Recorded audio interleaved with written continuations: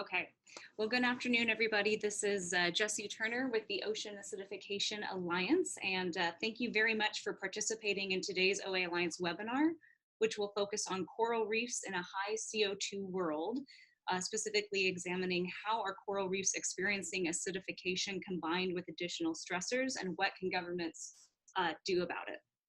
So a couple things to note before we get started. Please do mute your lines if you are not speaking to limit any feedback that we might get.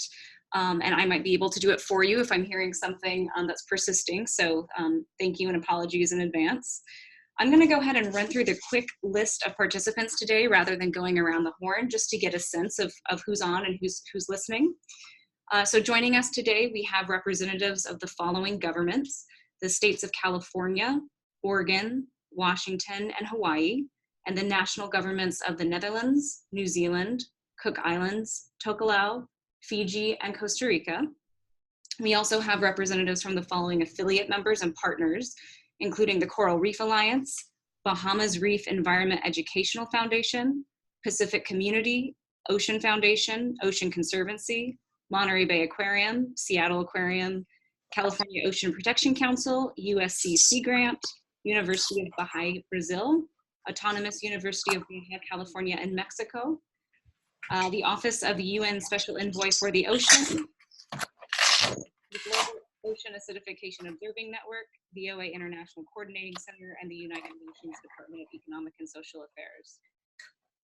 Please do note that we'll be recording this webinar for our government and affiliate members that are interested in joining but could not make it today due to various time zone conflicts. So for those new partners on the line, we're going to go ahead and begin with a quick overview of OA Alliance mission and core outcomes.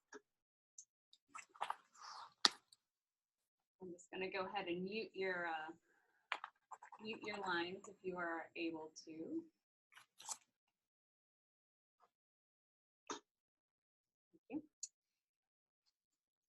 So the OA Alliance was launched in 2016 by the 4 West Coast jurisdictions of Washington, California, Oregon, and the province of British Columbia in Canada. The OA Alliance now brings together a diversity of governments and non-government actors across the globe to highlight and take action on ocean acidification. Since its launch, the Alliance has grown to over 80 members, and we are still growing with a very strong mix of national, state, municipal, and sovereign tribal, indigenous, and First Nation governments, along with many dedicated affiliate partners like NGOs, industry leaders, and local academia. The OA Alliance calls for the creation of OA action plans by member governments and interested affiliate members that will advance scientific understanding, reduce causes of acidification, protect the environment and coastal communities from impacts of a changing ocean, expand public awareness, and sustain international support for addressing this global problem. OA action plans are meant to describe real, tangible actions that governments and affiliate members will take or are already taking to respond to this threat. The Alliance has an OA action plan toolkit, which provides more recommendations and is available on our website in addition to more guidance about how to get started. We are also keeping in mind that not all OA action plans will have the same framework or structure, as there is no one-size-fits-all approach to governments thinking through how they will uniquely experience or respond to this issue. Core outcomes of the OA Alliance include the advancement of OA action plans, elevating OA within international and domestic climate agreements and other relevant frameworks, and building a diverse coalition. So today's webinar will focus on better understanding how coral reef ecosystems experience the impacts of ocean acidification, increased temperature, and other stressors in a high CO2 environment, with the goal of engaging governments around the resources, information, and strategies that they will need to respond. It is our intention today not only to learn about the existing science on how corals are responding to increased climate-related pressures, but also to understand how governments and decision makers are and will be using data to better inform management responses. So we have a wonderful lineup of speakers today, as you can see. So I would say, let's go ahead and get started. We'll begin with Dr. Dwight Gledhill from NOAA's Ocean Acidification Program. And speakers, remember to unmute yourself. And unfortunately, you will need to say next slide when you're ready to advance, and I'll go ahead and do that for you. We have about 50 minutes for 4 presentations, and we want to leave room for a few questions. So I'll give you a couple time warnings if it comes to that, but I think we can manage. And without further delay, I'll go ahead and call on you, Dwight. If you can hear me, go ahead and say so, and I'll get your slides up on screen. Sure. Did I get the mute turned off correctly? You did. I can hear you. Thank you. All right. Well, lots to cover in a little time. So I don't see my talk. Yep. Let's see. You're up. Coming right up. Or it looks very different from what I remember. Okay.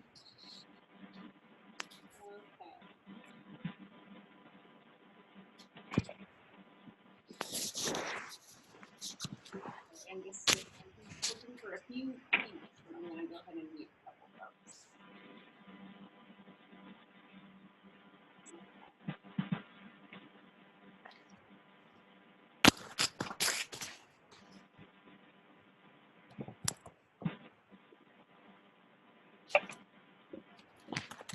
Okay, Dwight, can you see your slides?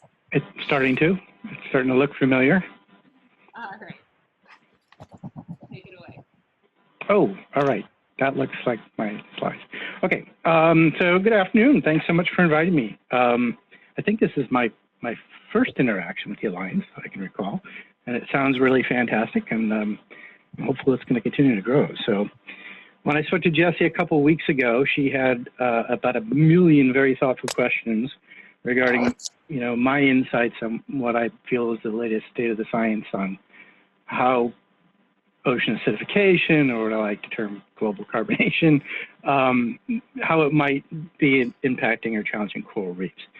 So I've kind of structured this talk loosely based around those questions and the questions that she laid out in the agenda. So I don't know if I'll get to all the questions, but I hope to get to many of them. And if there's anything you don't understand or you want to follow up with me later after, you can, if there isn't time within this meeting, you can always reach out to me by email or phone, whatever you want to do.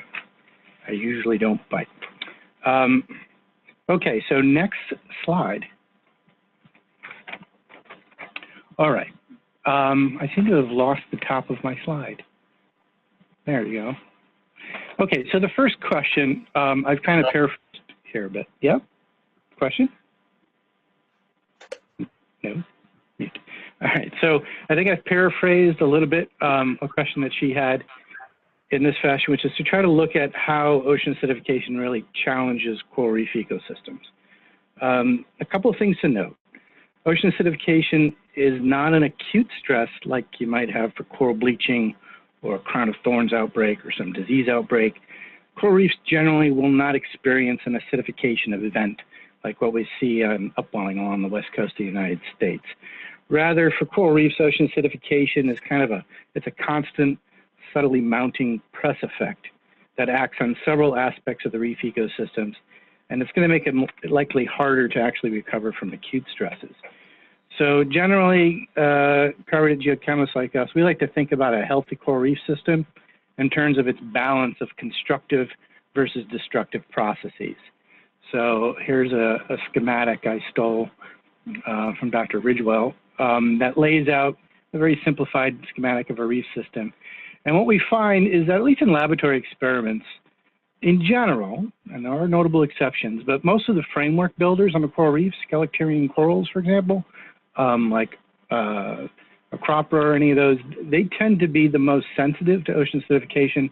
And by sensitive, what I mean is that they tend to grow slower. They lay down their skeletons at a slower rate. On the upper right here, I've got actually a picture of a recent study by Ann Cohen's group out of Hui that actually finds that when she looked at coral cores from around the world and looked at some isotopic data to reconstruct changes in pH in those environments, that if you think about a coral growth, it's actually 3 components. It's how that coral can extend itself. Okay, so there's an extension term, and then there's a thickening term, and the density term of how dense that coral is. And what it seems to show is that, at least in her study, corals tend to maintain their growth rate in some cases and extend as best they can, but they do so by compromising the density. So the skeleton actually becomes more fragile and easier to knock over. So in terms of the building side of the equation, we anticipate reef builders could potentially decline under an acidified world. Certainly, one of the most sensitive species we've identified are calcareous algae, what we call CCA in this diagram. And CCA are important not only for binding the reef together and making it resist storms and other things, they also serves as a really important substrate for the recruitment of new corals. So if you've been knocked over by some storm event and you need to actually build back and recover from that, the amount of real estate that's actually available for you to recruit on is a real important part of that recovery equation. And so CCA may be a major Achilles heel for corals. And also consistently in a lot of studies we're finding is that bioerosion aspects are accelerated under ocean acidification.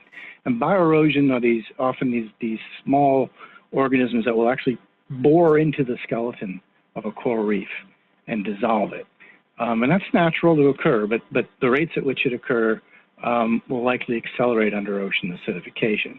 And so if you click the next click, there you go. So the expectation is that that balance will probably start to shift out, where we'll have reduced rates of calcification, while at the same time the rates of bioerosion will actually increase. And so that will lead to a net loss of the reef. Next slide. Okay, so, that's fine in the laboratory. It's often a bit of a greater challenge to unambiguously detect changes that can be attributed to acidification within the field. There are a couple of studies, though, that have recently come out that are at least consistent with what we might expect from the experimental data. So on the left-hand side shows a study that was conducted by colleagues at NOAA at the volcanic island of Mogg. And in these systems, you have a vent system that's actually ramping up CO2 levels around the vent site that roughly approximate what we anticipate in a high CO2 world by 2100. And so you wind up with this natural gradient of CO2. The further you move away from the vent, the less enriched in CO2 you are. And eventually you get to what we call here the control site, where you basically look like regular seawater. And consistent with what we find in a lot of the laboratory studies, what you find is that under the high CO2 location, bioerosion rates were much higher. The CCA, the calcareous algae, was less abundant. Most of the reef builders are gone. And also microalgae, or macroalgae that are always competing for real estate on a reef were in high abundance. So those fleshy macroalgae tend to grow very well under high CO2. So this is what we tend to call in ecology of a phase shift. The system actually goes from one habitat type to another, and that other one would be dominated by macroalgae. So on the right side is a paper from a few years back now, also from colleagues at NOAA and WML, that looked at the recovery rate of reef systems off the Galapagos following a major mortality event. This mortality event was the 1982, 1983 ENSO, where they had a bleaching event. The pictures at the top left, so figure A, actually shows what these reef systems looked like prior to that event. Okay, and then by 2012, what we actually find, if you look at the lower figures, we find two different reef systems. One that has a CO2 level that approximates regular standard ambient conditions. You'll see it there at 408 ppm. And that system is largely recovered from this high mortality event. A system, however, that was nearby that was exposed to an upwelling system where the CO2 levels were 100 ppm higher, you find, again, this seems to be consistent with what the laboratories are telling us, where the more massive corals tend to be resilient, but they're not the ones contributing a great deal of habitat to the system. Yeah, okay. So let's go on to the next slide. All right. So briefly, I'd like to kind of visit the carbonate system before we get into monitoring coral reefs and for ocean acidification purposes. This is always sort of a painful exercise, so I apologize. But the carbonate system, I see. So the carbonate system is actually a community of different chemical species in the carbon system. We think about carbonate ion, which tends to be a really important species of interest for corals that are trying to calcify and produce calcium carbonate. There's the carbonate for it. There's bicarbonate, there's CO2 aqueous, there's even carbonic acid. All of these species are coexisting, and they're related by a series of equations that define the relative percentages of each of these species for a given pH. And so pH, which commonly comes up in discussions of ocean acidification, is very important. It's critical. And if you know pH, you can talk a lot about the relative amounts of each of these species that might be present. But as I'll get into later, we have to be a little cautious with pH, and just a few things to remember about it. While it can be critically useful, it is a negative log. Okay, that P references a negative log of a concentration, which is weird. And I had to research this a bit. Okay, so the concept actually showed up by this Danish chemist way back in 1909. And the only reason, as best I can tell, that they did this was because back then in the early 1900s, if you're trying to work with numbers that have a broad dynamic range in values, and you're working with a pen and paper, if you have to sit down and do multiplications and divisions, easy mathematical technique is called a decimal co-logarithm. Don't need to remember that. But the point I'm trying to make is that the reason we do take the negative log of it is because it really dates back to a world before there were calculators or spreadsheets or computers, and it was a means of being able to simply mathematically manipulate these things with a pen and paper. So when you're looking at pH, remember you're looking at something that's been mathematically transformed, which is different than any other quantity you might measure, like oxygen. Nobody ever reports oxygen as a negative log. And that has some important consequences that you need to keep in mind. So next slide. Oh yeah, don't worry about those. I just wanted to mention that there were, well, that's right, that's good. Okay, so what does this carbonate system tell us about a reef ecosystem? And why would we want to know all of these things, rather than knowing only a single parameter? So on the left-hand side, we see a picture of a nice coral community, and written out are a couple of important equations that describe that carbonate environment around it. And everything the reef does, it does in the currency of carbon. Okay, so it's making skeleton material, and it's pulling carbonate out of the system, and it's changing both the amount of total carbon in the system, the amount of alkalinity, which is a buffering attribute of seawater. It's pulling them out to make skeletons. It's also photosynthesizing like a plant. So it's sucking up CO2, scavenging out of the system. And at night, it oftentimes actually does the inverse, and it respires all that CO2 back into the system. And so if you're trying to not just monitor, long-term changes in chemistry, but actually try to understand how the reef is really responding to these changes, if you go a step further and measure not just one single parameter, but multiple parameters of the carbon system, it gives you a whole nother level of information about not just the chemistry of the system, but really how the reef is respiring. So in the lower left figure actually shows a couple of what we call reaction pathways that you can obtain by simple measures of total dissolved inorganic carbon, which is one of the measures you can make, and total alkalinity.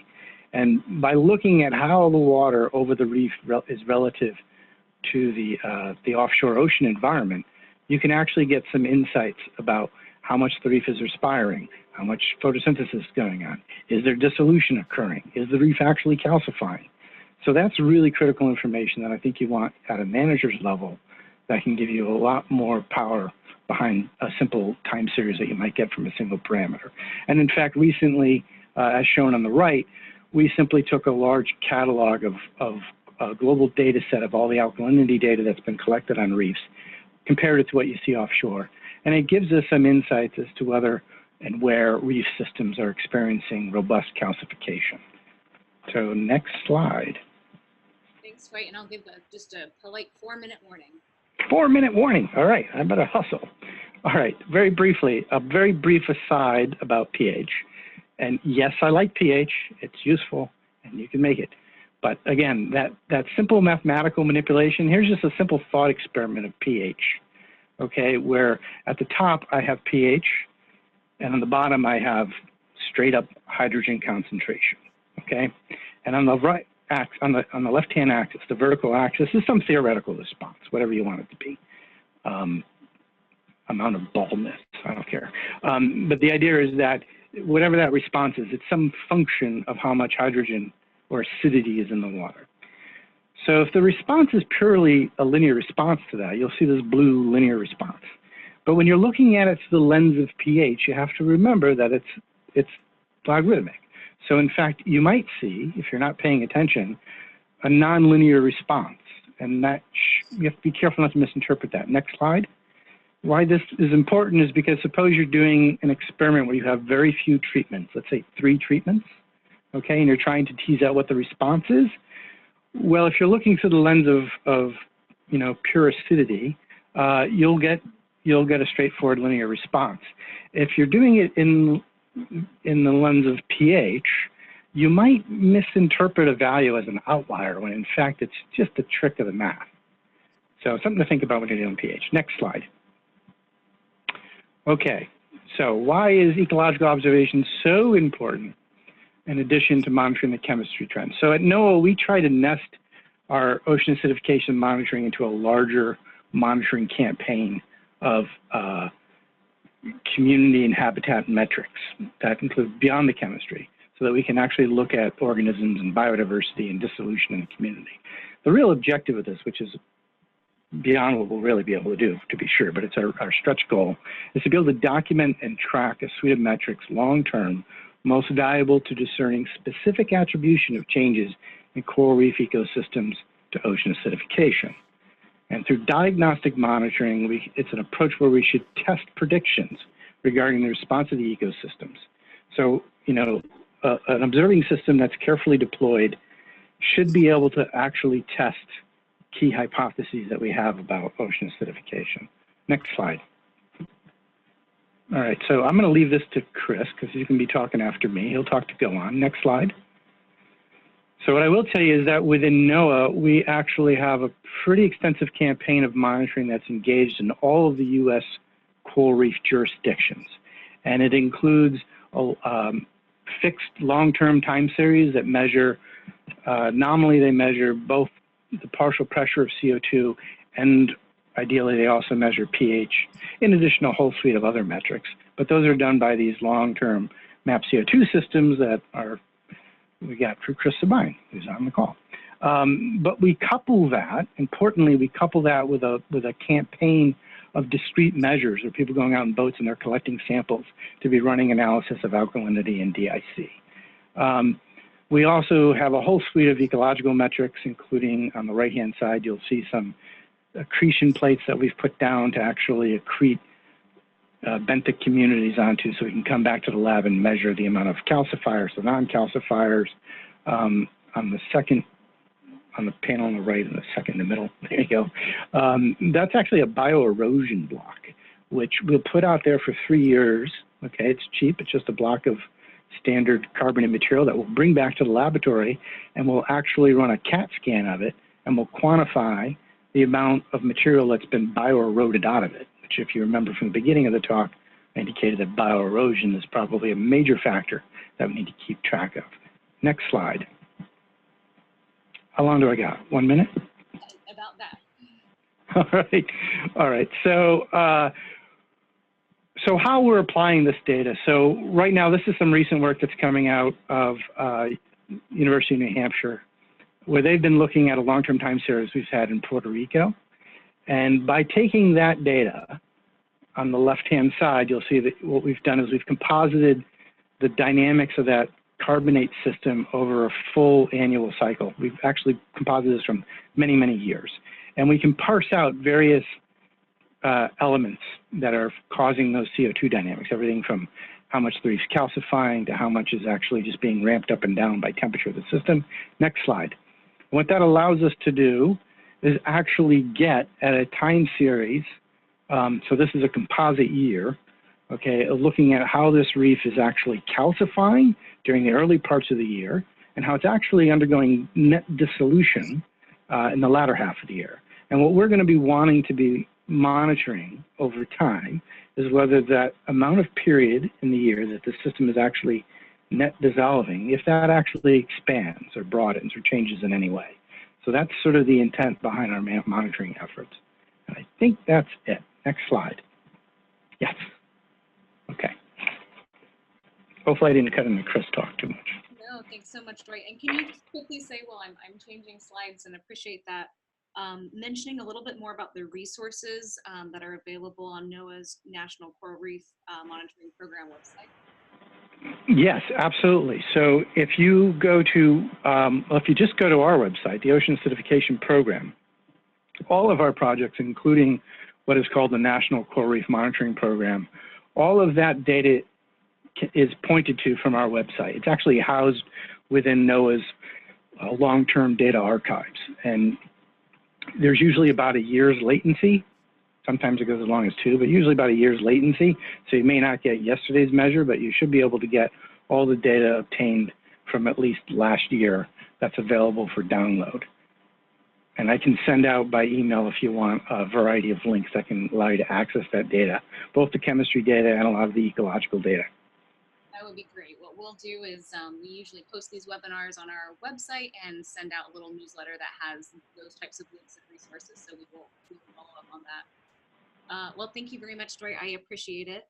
And I think that's a really great segue to move right into talking a little bit more about the Global Ocean Acidification Observing Network and partnerships that GOON is working through with the Ocean Foundation and other partners to really strengthen and promote ongoing capacity building and monitoring all around the world. So Chris, can you hear me okay? And are you ready to take it away?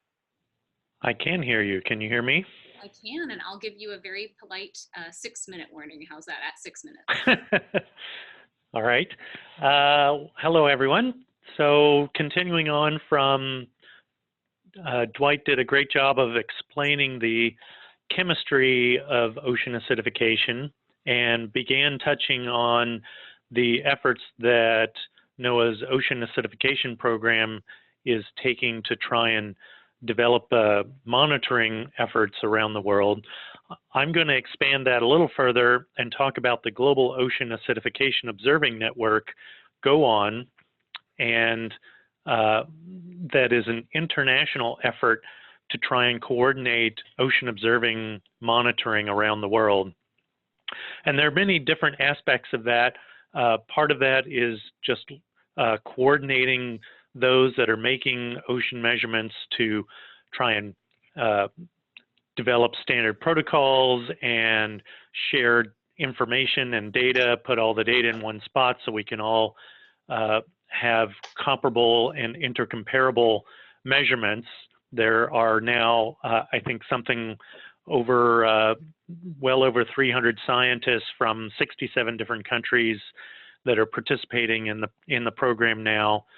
But there's also a component that I'm going to focus more on today, which is this capacity building effort. As we look at the maps of where measurements are made, there are rather large holes, for example, around much of Africa or in the Pacific, around the Pacific Island nations, or in the Caribbean, where there are relatively few measurements made. And so I have been teaming up with the Ocean Foundation, which is, next slide, a philanthropic organization to try and coordinate and build capacity in some of these regions that are not currently as engaged in making the monitoring measurements. The Ocean Foundation has been reaching out to raise funds that allow us to do training workshops and to provide equipment to the people that we're training. And I'll talk a little more about that in just a minute. So next slide. Right, so the approach that we're taking is primarily focused on trying to increase monitoring. And so the idea is that we can train scientists how to make proper ocean acidification measurements. There's a saying among several of us that do these sort of measurements that carbon is actually an easy thing to measure in the ocean, but it's an easy thing to measure incorrectly. And so there are a lot of instruments out there where you will get a number, but you have no idea whether it's a good number or an appropriate number. So there is a bit of training that is required to make these measurements correctly. And so we've been focusing on that aspect of it, training people how to make the measurements properly. But of course, that's only one piece of the whole puzzle, and we need to have good monitoring, but you also want to try and understand the biological impacts. So we've been touching a little bit on the tools and methodologies that you need to try and understand the biological ramifications of ocean acidification, and then also touching on kind of looking forward to what sort of adaptation or mitigation strategies might you take, and what sort of experiments or manipulations might you do to better understand how you might move forward with that. But like I say, the trainings are primarily focused on, have been primarily focused on the monitoring capacity. If we go to the next slide,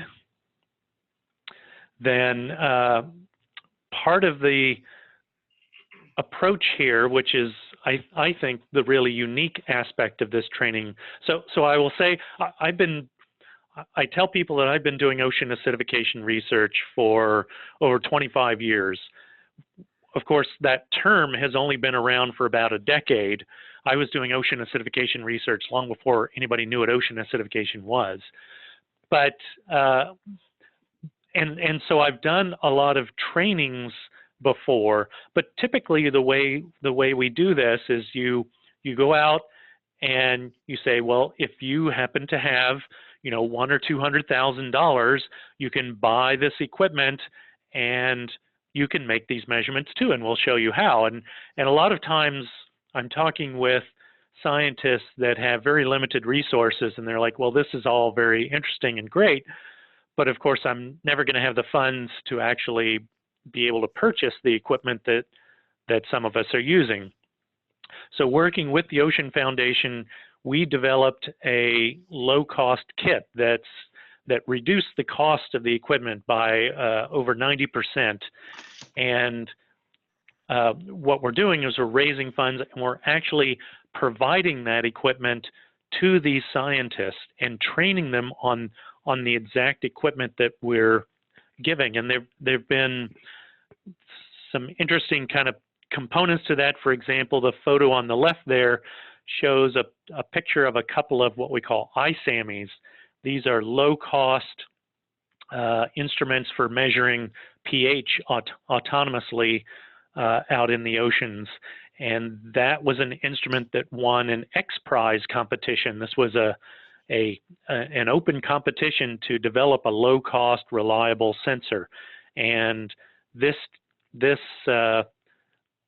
instrument was the winner from a company called Sunburst in Montana, which is a completely landlocked state in the middle of the U.S., of all places. Anyway, they won this, and now the Ocean Foundation and the X Prize Foundation are working with Sunburst to make these instruments available to the scientists that we're training. We also teach them how to do discrete measurements of total alkalinity and pH.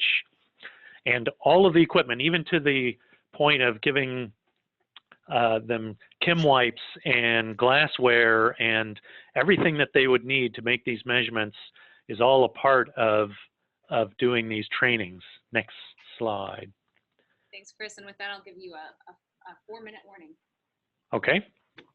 So these trainings, like I say, they have been primarily focused on the monitoring, but of course we try and put it in a larger context where we talk about biological experiments you might do or mitigation and adaptation type approaches that you might take. Next slide. Going to kind of speed things up. We've done trainings now in Africa. We've done them in the Pacific Islands, and we've done them in Latin America to try and fill in. Those are 3 particular focus areas, and the goal of this webinar today is to talk about coral reefs. All of these areas we've been focusing on have been really targeting areas that have ocean acidification impacts on coral reefs, since they're among the most vulnerable ecosystems to ocean acidification. Next slide. So we've actually done 6 of these regional trainings. We've trained more than 100 scientists in a number of countries in Africa, Pacific Island nations, Latin America, and the Caribbean. We've also put together travel grants that allow these scientists to travel. For example, we've had scientists that come and visit me here in Hawaii to develop research programs and get additional training. We've done some trainings. We're primarily focusing on the scientists, but a lot of times we will do some policy trainings in parallel with our scientific training so that we can get the policymakers engaged, and then we try and get the scientists to work with the policymakers in particular regions to move forward.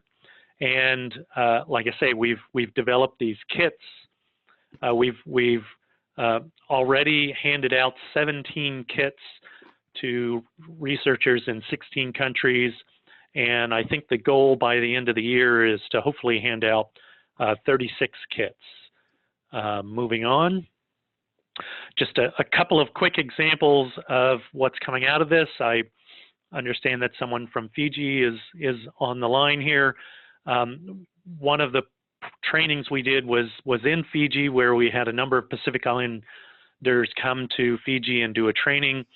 But just within the country of Fiji, we have 3 groups of researchers from a couple of different universities there that are working together to set up monitoring sites, including a blue carbon mangrove area where they're putting in mangrove and seagrasses to try and mitigate some of the CO2 impacts.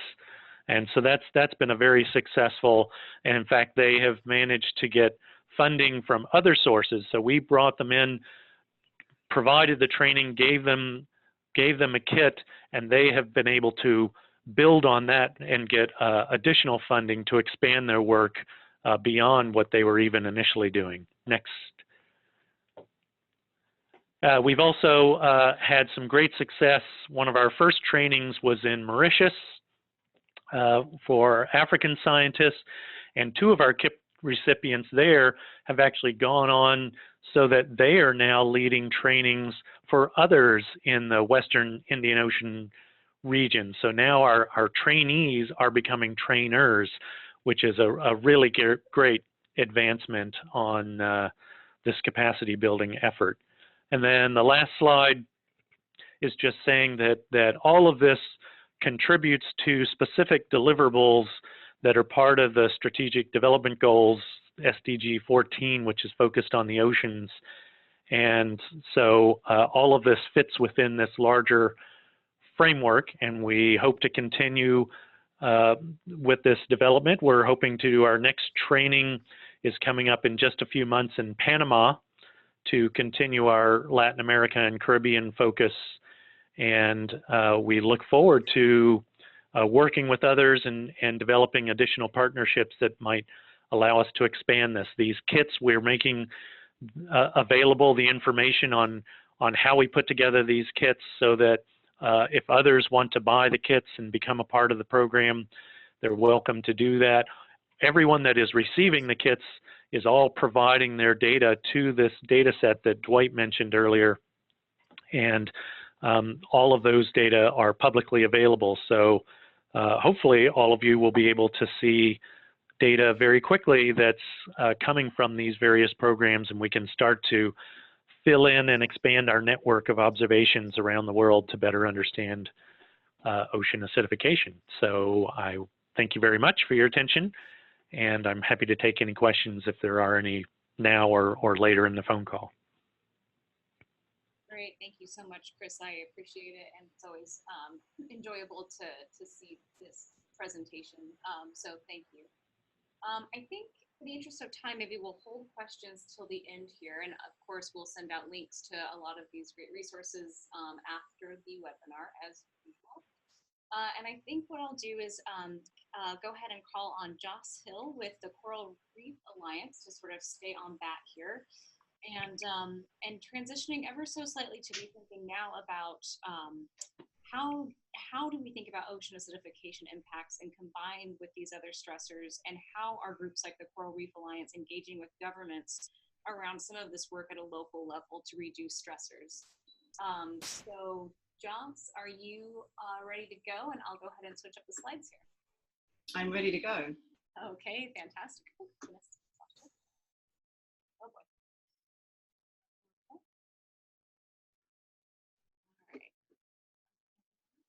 I'll just start. So the Coral Reef Alliance, or Coral as we like to call ourselves, is an international nonprofit, and our mission is to save the world's coral reefs. And so, as Jesse said, really with this talk, I'm going to transition to thinking about how do we do this from a conservation perspective in this era of climate change. And so, next slide, please. And so I'm going to talk a little bit about our work on how we save corals in the era of climate change, a little bit about our work in Hawaii, and some thoughts about what the government can do to help save coral reefs. Next slide. So the big question in our mind at Coral is, what can we do to ensure coral reefs continue to provide benefits? Can you click, please, to wildlife and people? Next slide.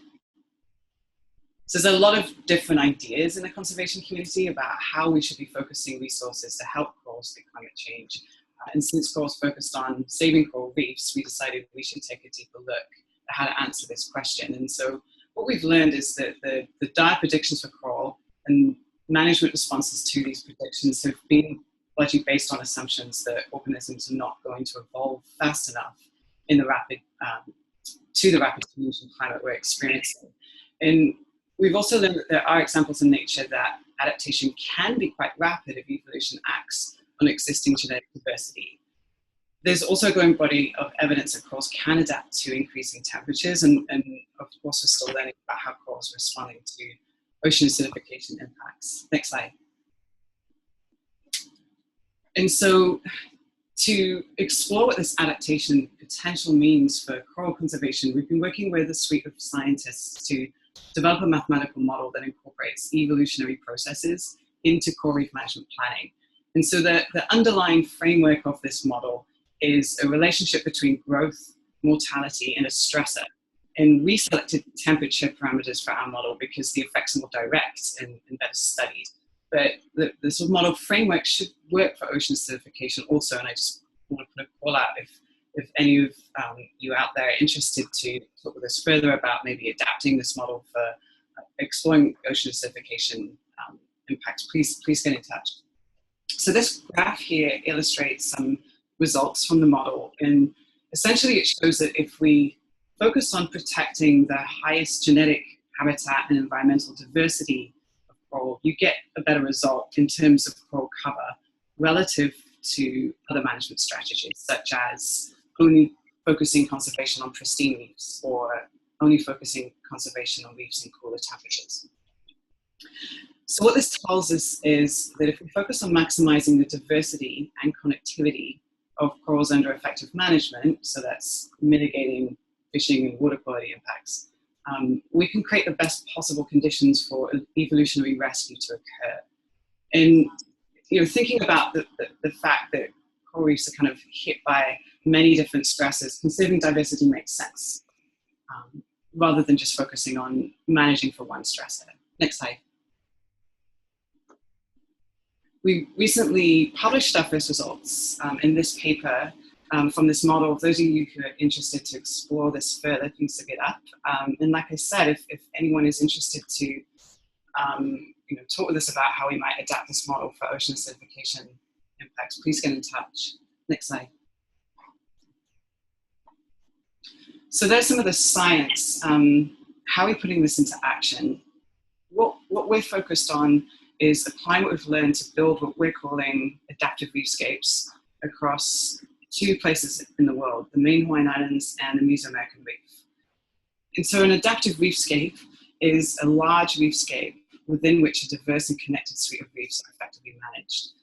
And so in both the main Hawaiian Islands and the Mesoamerican Reef, we have teams on the ground who are collaborating with other organizations, government, community, to mitigate local impacts where there's a local need. And in addition to these direct implementation efforts, we're also working on ways that we can share what we're learning with other practitioners across the world. So I'm going to take a deeper dive into Hawaii now. Next slide. So in Hawaii, we're working on mitigating water pollution. This is where we've identified as the biggest need and gap. And as an example, we're working with the community of Kuako on Hawaii Island for the past 5 years to help them transition away from cesspools and septic tanks to improved wastewater treatment that can mitigate impacts on the reef. And we recently also started working with the state government on a plan to replace cesspools statewide.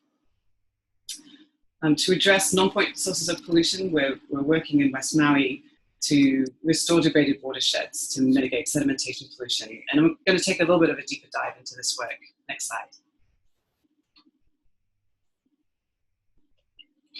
So at Maui, 92% of the assessed water bodies have turbidity impairments. This sedimentation is a huge challenge. Essentially when it rains, sediment is washed from degraded landscapes, include former plantation landscapes, dirt roads, as you can see in the picture, that run alongside the stream gulch. And so the stormwater, like the rain, washes sediment into the stream and down into the ocean where it smothers coral. And you can see here is a bay that has coral reefs that is obviously looking fairly brown. So from the coral's perspective, when it's covered in sediment, it's got to put extra energy into its survival. And so when subjected to additional stressors such as nutrients, temperature, or potentially ocean acidification, it's going to be less able to cope. And next slide. So what we're doing is we're working to restore watersheds in West Maui, and we want to leverage this effort to also help address this problem statewide. And our first strategy is to identify and demonstrate restoration solutions. And so we've been working with a group of experts to identify plant-based best management practices that we can implement across the watershed to retain sediment on land, increase infiltration of stormwater into the ground, and slow the velocity of stormwater. So these photos are just an example of some of the best management practices. On the left, you can see these sandbag corridors. They sort of trap sediment, slow the water down, and next there's a line of vetiver grass. Again, these act as sediment traps, and once the sediment builds up, we can start to revegetate the native plants and try and restore that native vegetation and hold the sediment in place.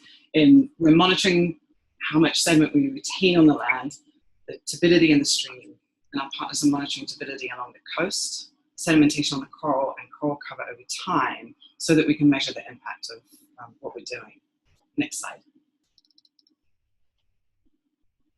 Our second strategy is to ensure that local capacity exists to implement these solutions. And so what we're doing is building a network of volunteers on Maui, as well as contractors who have the know-how to implement these solutions so that they can get implemented more broadly. And our final strategy is to identify a pathway to scale these solutions across Maui and then Hawaii. And obviously things getting in the way can be funding. And as well as, there's some policy instruments that can incentivize or enable broader implementation. Next slide. So this is my final slide, and I just wanted to share some thoughts on how the government can help. And from a policy perspective, governments can help maximize adaptation potential of coral reefs by protecting a large, diverse and connected reefscape.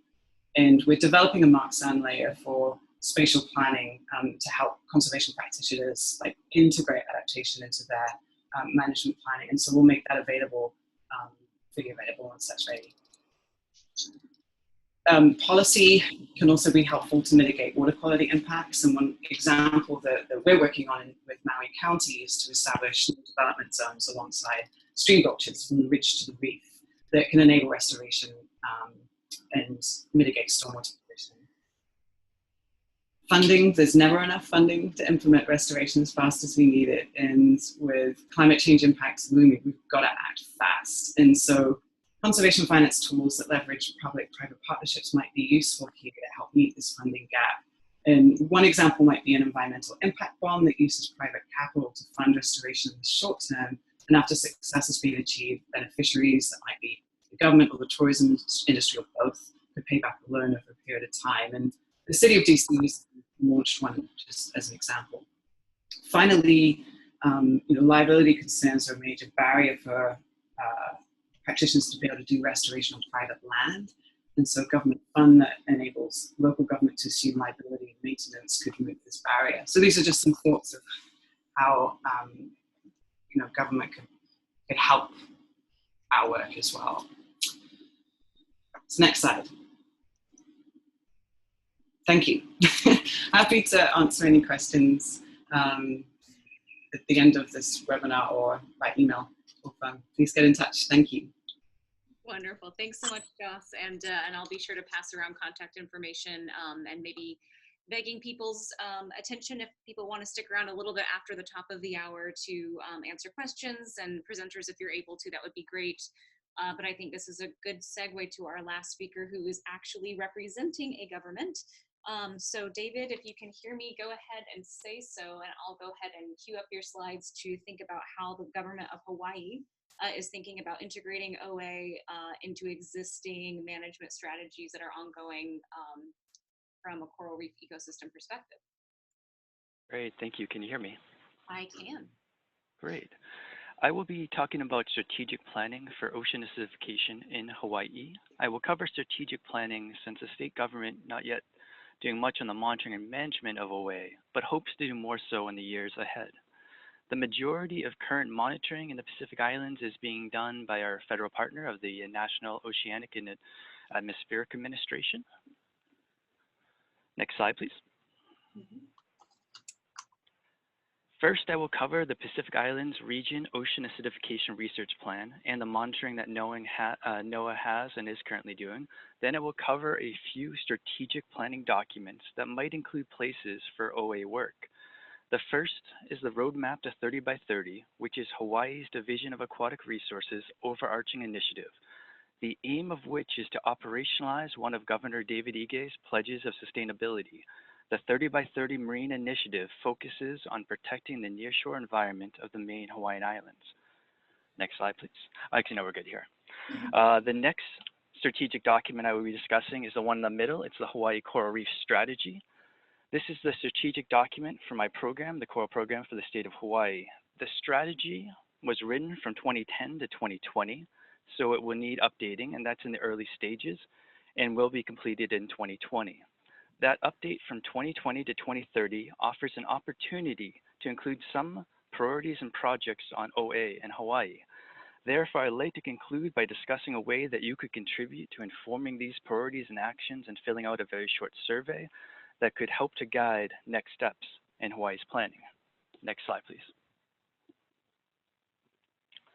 The Pacific Islands Region Ocean Acidification Research Plan was published in 2010 and highlighted the substantial risks of ocean acidification to coral reef ecosystems and associated ecosystem services. These included huge impacts and cultural values of fishing and tourism, as well as the coastal protection reefs provide against storms. Since publication of that plan, more than 10 species of corals were listed as threatened under the U.S. Endangered Species Act in 2014, primarily due to the threats of ocean warming, ocean acidification, and coral disease.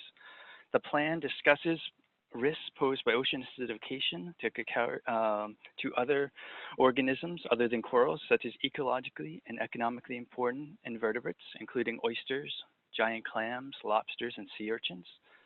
The Pacific Islands Regional Plan called for the establishment and continuation of a long-term, integrated, interdisciplinary, spatially distributed, hierarchical coral reef ocean acidification monitoring network across the U.S. Pacific Islands, as prioritized by NOAA's Coral Reef Conservation Program. These islands are shown in the map on the right, setting the scene for the geographic area I'll be talking about today, Hawaii. The main Hawaiian islands are in the top right, and our northwest islands found in the Papahanaumokuakea Marine National Monument are just to the west or left of them. The plan calls for implementation of a comprehensive program for monitoring carbon cycle related oceanographic parameters such as carbonate chemistry for monitoring. And we want to cover also the biological components of the coral reef ecosystems. These are considered most likely to be impacted by ocean acidification, including the balance between production and removal of calcium carbonate, the cryptobiota diversity, those are the things that are very hard to find and see, and the microbial community composition responsible for the biogeochemical cycling of energy on coral reefs. The plan also called for conducting lab-based response experiments to estimate the effects of acidification on important species, conduct in situ experiments manipulating CO2, to estimate the effects of acidification in the natural environment such as vent sites, estimate historical changes to coral reefs as a response to fluctuating CO2, develop fine-scale, wave-driven hydrodynamical circulation models for coral reefs. It also stated that we need to develop biogeochemical models to predict ecosystem responses to acidification, refine trophic interaction ecosystem models to predict the ecosystem impacts of acidification, estimate the impacts of acidification on social, economic activities, and develop data and information tools for evaluating the consequences of acidification to create more effective management strategies, implement education outreach program to increase public understanding of acidification, among even more activities. Next slide, please. As you can see, there's monitoring across the Pacific Ocean with a variety of tools that allow us to sample the water, measure water temperature, production, and removal of calcium carbonate, and quantify cryptobiota diversity. The color of the dots indicates the type of sampling at that location. As you can see, Hawaii has each of the three levels, so let's look at some of those sampling devices. Dwight went into this a little bit, but let's dive a little deeper. Next slide, please. ARMS, BMUs, and COWS, oh my.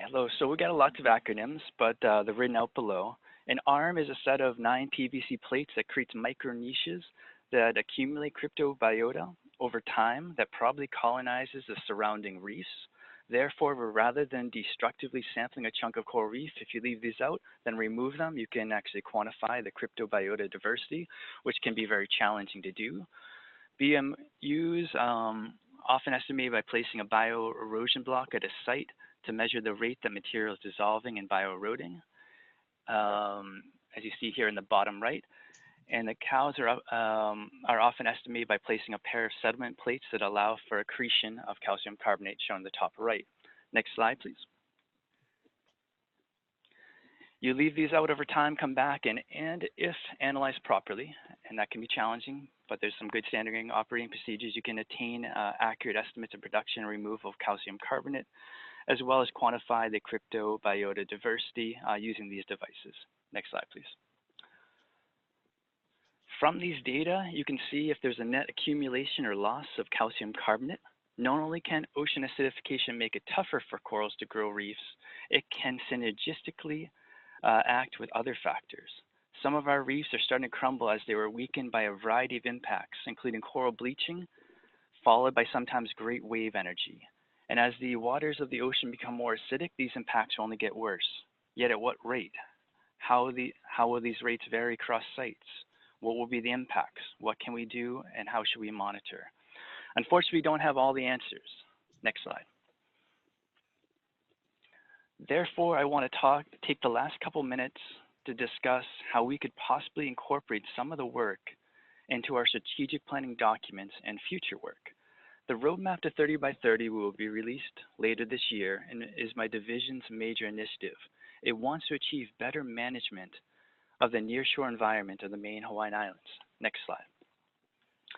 It has 4 pillars These are more effective statewide rules, better place-based rules for our marine managed areas, which are Hawaii's version of MPAs, and also create more of these marine managed areas across the main Hawaiian Islands. Also, there will be better outreach and enforcement. For example, creating an academy for our next generation of enforcement officers. So they're not just former law enforcement officers, but maybe some of those people who grew up in the communities in which they would be working in. Also, we will be doing more monitoring. We currently do not do OA monitoring, but we could. So the monitoring pillar of the 30 by 30 Marine Initiative is a place where OA monitoring could find a home. Next slide, please. Now that we have a place for monitoring OA in the future, where could management actions be incorporated in our strategic planning? Some of it could fit into the Hawaii Coral Reef Strategy, which we have just started the process of updating for the last 10 years, and now we're going to be updating it for the next 10 years to 2030. In the last 10 years, we had the goals of reducing anthropogenic threats to 2 priority areas. Those were West Maui, that Joss was talking about, and on the West Hawaii of the Big Island. We also wanted to prevent the establishment and spread of invasive species. We also identified 10 species of fishes that we wanted to increase their abundance and size, more engagement, and also more resilience to a changing world. We're just getting into the discussions about how we're actually going to modify these, but we may actually do something similar to what the Coral Reef Conservation Strategic document and these 4 pillars. So going forward, we're discussing maybe incorporating ocean acidification into a pillar, say, resilience to climate change, and another is the new pillar of restoration, which Hawaii is going to also adopt. If we adopt these pillars, one or both could be a place for management actions on OA in the future. Next slide, please. Yet maybe the important topic of OA deserves its own action plan for the state of Hawaii, as been done like other states like California, Oregon, and Washington. We are still weighing all of this and coming up with how to best work on OA in Hawaii. To make best decisions, we need to get information from experts on these matters and those who have undertaken these plans before. Therefore, I put a quick survey together to gather the information, or at least start to gather that information from experts like yourselves. If willing and interested, please click on that link or copy it into the browser and provide your input to a handful of questions. This information will be considered as Hawaii makes important decisions in the weeks, months, and years ahead. Next slide. With that, I would like to conclude by thanking all the agencies and people involved with these strategic planning documents, initiatives, and work. Also, I would like to thank you so much for your time. Next slide.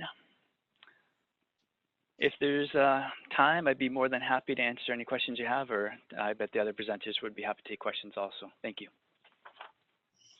Great. Well, thank you so much, David. And it's been awesome to have Hawaii join the OA Alliance as a formal government member, making a commitment to developing an OA action plan as we envision it. And as you well articulated, that could look a lot of different ways.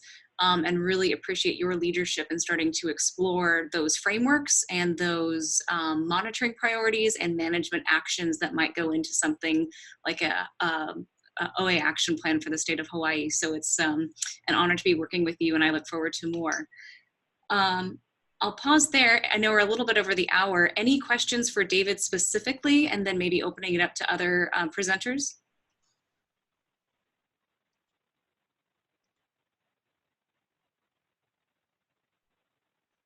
Okay. And well, thank you, David. And I think we'll send around the link to the survey as well. Great, thank you. Absolutely. Any other questions for other presenters on the line?